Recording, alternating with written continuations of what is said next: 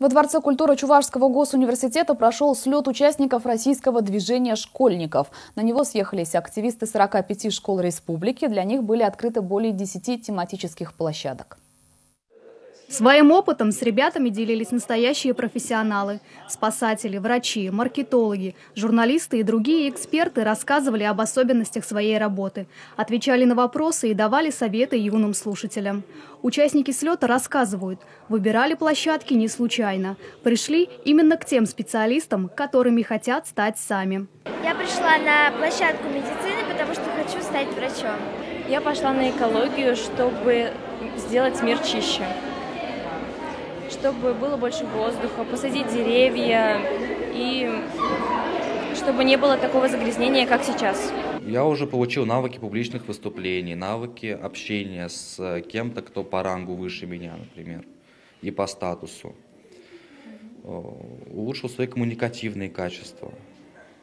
Научился работать в команде и просто быть лидером. В российском движении школьников подчеркивают, нынешнее поколение вдумчиво подходит к выбору будущей профессии. Ученик 9 класса Новочебоксарской школы номер 9 Сергей Федоров рассказывает, 3 года назад впервые помог потушить пожар в деревне. Среди спасателей Сергей уже давно стал своим. Молодой человек возглавляет городскую дружину юных пожарных и с профессией расставаться не собирается. Тогда я мог пройти равнодушно, где ребята, например, играли со спичками, а сейчас так не получится у меня пройти, потому что если, вот, например, ты их не остановишь, но у тебя будет на душе такое чувство, что может что-то произойти большое по твоей вине, из-за того, что ты не остановил детей. С участниками слета встретился герой России, подводник Евгений Черняев.